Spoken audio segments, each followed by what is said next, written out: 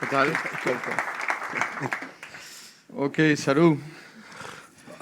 Hola a todos. Gracias. Thank you very, very much to stay here with us at Kindred. It's an honor to welcome you in Madrid today. Thank you. No, it's an honor to be here. Okay, so I'm going to make some questions for you to deeper understand your story. Okay, so if you don't mind, we are going to put a piece of the movie before each of my questions to inspire what I want to ask you. Mm-hmm. Is that okay? No, that's perfect. Okay, so first. मैं दूध लेके आया हैं?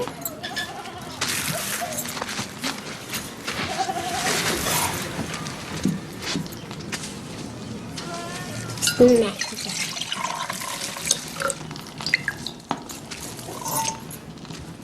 सच में बोल कहाँ से लेके आए? Okay, so Saroo, you have an incredible story. I mean, amazing. Which at the age of 30, you decided to start a very, very difficult / impossible project to find a family that you left. You didn't know where you left them because you were 4 or 5 years old. So, what made you think that you could do something like that? Well, I was brought up from a family that gave me the strength of believing that nothing is impossible and liberating the mind. And so, and being conscientious of the world, yourself, mentally and physically. And so, as I sort of grew up, got educated, believed in my family and trust them and had really great friends, that I questioned the world whether human beings are more than flesh and blood. And so I decided that, yes, I have this massive part of me in the past, but the fact of trying to succeed in finding that needle in a haystack is impossible because the odds are totally against you. Now, what I just said there is very negative. It's like, hey, you're trying to find this needle in a haystack. And I'm just lowering myself down to think that, hey, if I do even go on this journey, it's an abomination because you've negatived yourself already. But I thought, you know what? Like I said before, there's more to human beings. And having determination, hope, that fusion of those elements, you can succeed in anything. So I decided that, you know what? I'm not going to negative myself anymore. I'm going to try and find that needle in a haystack, and I'm going to believe in myself because this is something that I've got to do for myself to prove that we're actually more than flesh and blood, that we are able to think above than what we think we can. I didn't go to school, I went to school, but I wasn't academically very good. But I'm intuitively smart. So having that combination of great parents and having my past that sort of was always reflecting on me as a teenager and a young adult, I believe that, hey, I've been through so much, from being in India to getting lost to coming to Australia to being with another family and to trying to find my way back home. This is something I've got to do for myself in order to believe that I'm stronger and I can think better than what I think I am, or can do to improve myself day after day, because I was a sort of a bottom achiever, but I was determined. I had hope. I had faith in myself, and you know what the biggest things is? Additionally, I liberated my mind. Okay, good advice. It's a big advice. Thank you, Saroo. Second video, please.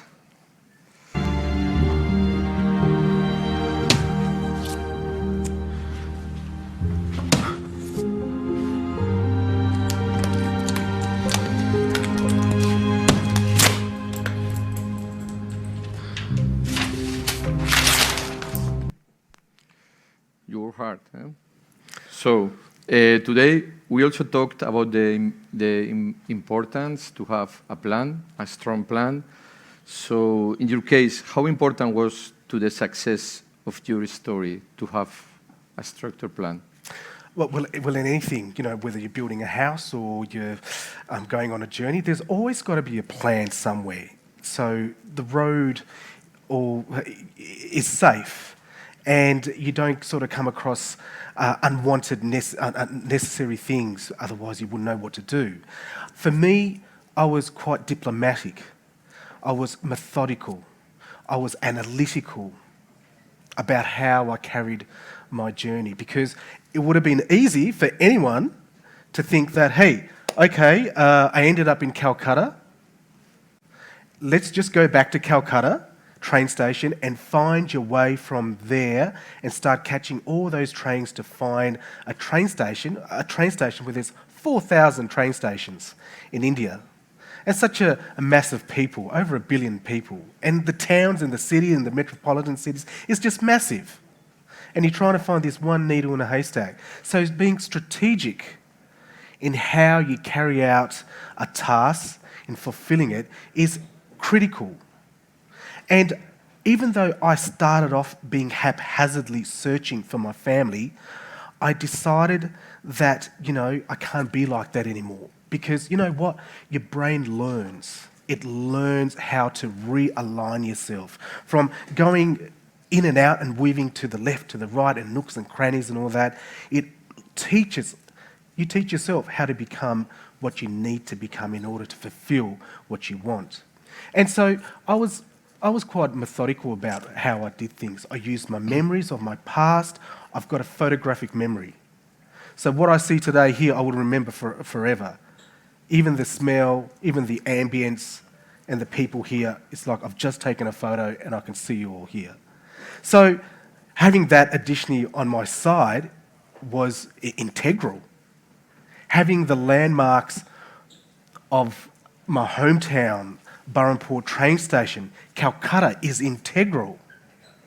But without being sort of strategic and without being diplomatic, I don't think I would have found my hometown, because I would have gone back to India.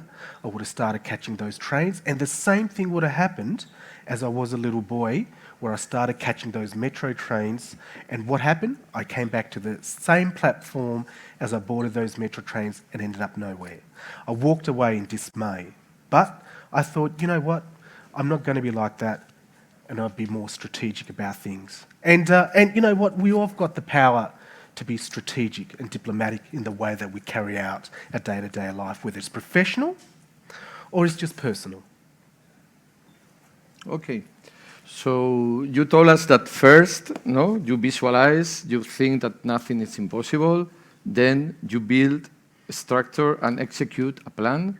But in all that magic, that happened in your life, how important was the technology? Technology was, again, a catalyst, integral also to this journey. I mean, without Google Earth, it was impossible to find my hometown, because yes, I've got photographic memory of my hometown, the landmarks, the train station, but I can't. How do I put my memory onto what I'm seeing to make me believe that, hey, that this town does exist, that I'm not actually making all this up? I mean, when I was lost, I was only almost about 5 years of age. And then when I went on this journey, I was, 26, 25 years of age. So what's reality and what's just fictional that you made up? What's factual and what's fictional? In the past, when I was a child, yes, I believe that what I saw, it is what it is, but now I'm older as an adult. Is that fictional or factual? Did you change it? Was it real? The mind starts playing. But again, I was determined, I had hope, and the biggest thing that I had technology. And the greatest thing about technology for me was it was for free. So I had Google Earth, I had Google in itself for search, for researching what I needed to research. And it was just at the tip of my fingers. And so I utilised what was easy for me as opposed to making it so hard, taking a quantum leap. It's like, work with what you've got in front of you. Don't try to expand yourself too far out to create an alphabetical soup that entangles you so much that you don't know whether you're Arthur or Martha. Get your alignment right, use what's in front of you, and if you've got to add, then you can add. But without Google Earth, I don't think I would have ever found my family. And I'm so grateful that Google Earth was about, and the people that have developed it, this application, never knew, and I have met them at Google, that they never knew that, hey, we're so happy and so surprised that someone like you have used our technology for the benefit of yourself to help many others in the world. Okay, thank you very much. Can we see the last video, please?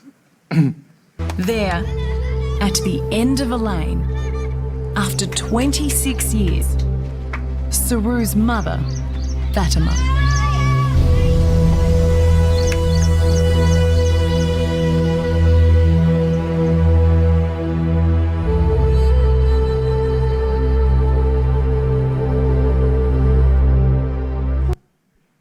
Okay, what a scene, eh? I still feel a lot when I see that scene. I've seen that many times. Okay, so, Saroo, when such incredible things happen, like all that what we are saying, what do you think? Is that fate? Is that destiny at the end? Well, I don't think we have control of our fate and destiny, but we can manipulate it by having hopes and dreams. True? And for me, I think I went on a journey that I didn't know where I was which way it sort of would lead me, but I knew what I was wanting. And I was the sole driver of that. I wasn't taught how to be successful. No one taught me how to be successful. I wasn't given extracurriculum activity at university or school to be successful. I taught myself how to be. And I decided that I wanted to succeed in something that I wanted so dearly in my heart, because I miss my parents. I miss my sister, I miss my mum. And they had such a sort of a clench, they were really fortified in myself, of my family, in my past in India. And so I was the driver of wanting to ascertain that. And, call it hope, call it determination, but I gave myself a chance. I tried. I didn't just sit back, I tried and gave it a go. I took a step, which that step became another step, and that second step became third, fourth, and so on, to the point where I went so far, and it took time, because nothing happens overnight. But at the end of it, if you're determined to succeed, it will happen, and great things will happen. Think big, and big things will happen. And for me, I rejoice, because look what happened when I put my whole body and mind into concentrating what I wanted to fulfill. Now, I didn't have the help of my parents then, but I had the foundation of my parents teaching me that this is how you structure yourself to become who you want to become. And because of that sort of background that I had, I understood about fate and destiny, and I manipulated it. And we can talk about fate and destiny until the cows come home. But for me, I manipulated it in a way that I wanted to go, the way that I wanted it to go. And this is what I succeeded in rejoicing, finding that euphoric moment of finding that needle in a haystack. And then on, I found my parents, my sister and my brother. And I autonomously succeeded, and that euphoric moment that you just saw on TV was the end prize. Okay, so on top of many other things, we have learned today that if you have a vision, if you have a dream, if you have a plan, we can dream and we can get our journey to digitalization, whatever it is, no? Well, of course. I mean, this is a geographic, geospatial reunion, isn't it? Yeah. Because it all was driven from Google Earth, and then all of a sudden, I'm in Australia, and then I come back to India, and you have that sort of geospatial reunion with my family. But it's I mean, we all, at the end of the day, there's no one way to roam. In Australia, we say there's many ways to skin a cat. Here, you would say there's many ways to roam. Correct. So for me, even though I could have probably expedited this journey, but I went on a journey that was maybe a lot harder than maybe someone else would have done.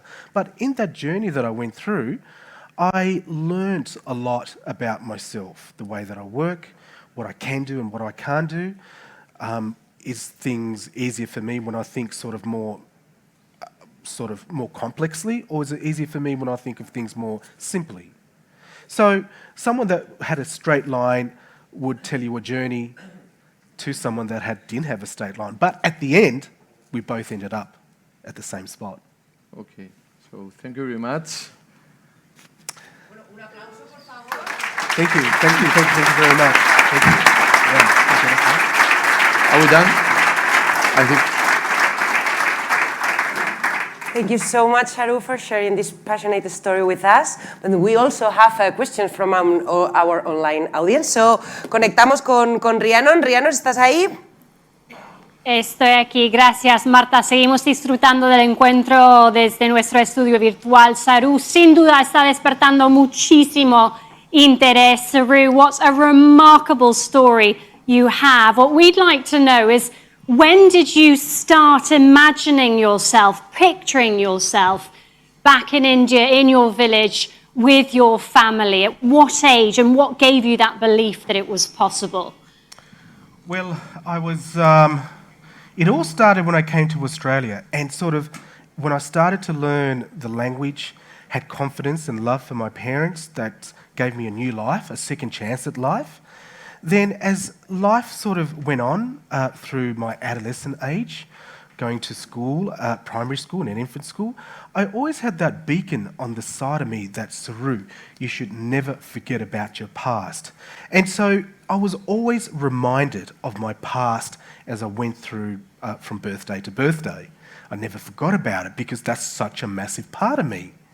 And as time went on, I thought, you know what, I hope one day in time that I will find my family. I know it's a journey of uniqueness, and it's probably not available at that point in time when I'm young, but one day in time I will find my family. Now, I've already psychologically given and executed a plan for myself already in the past when I was a child. Now, going through time from a child to a teenager to a young adult, I remembered what I said to myself in the past. So the past has dictated my future, because what I said in the past has actually occurred in the future.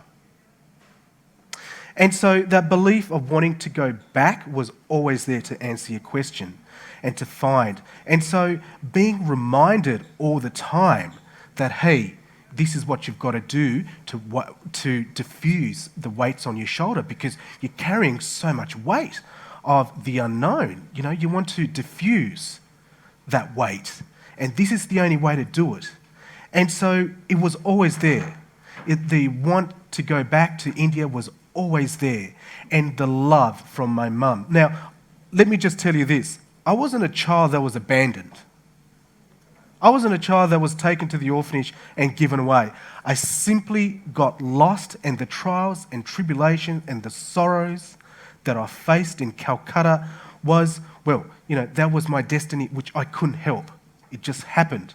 But thank God, and the alignment of the celestial beings and the planets in our solar system aligned so perfectly that I managed to get out of India into good hands and love from my adoptive parents.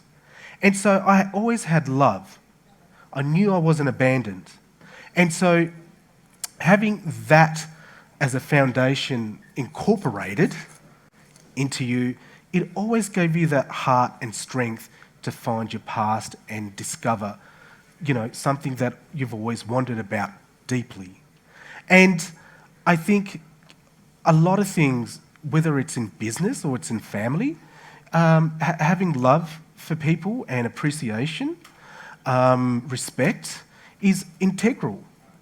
Because if things aren't going right at home, and it's all sort of messed up and everyone's hating each other, then, it really disaligns the vibration of a person in themselves. You feel out of whack. You don't feel happy. You don't know what to do.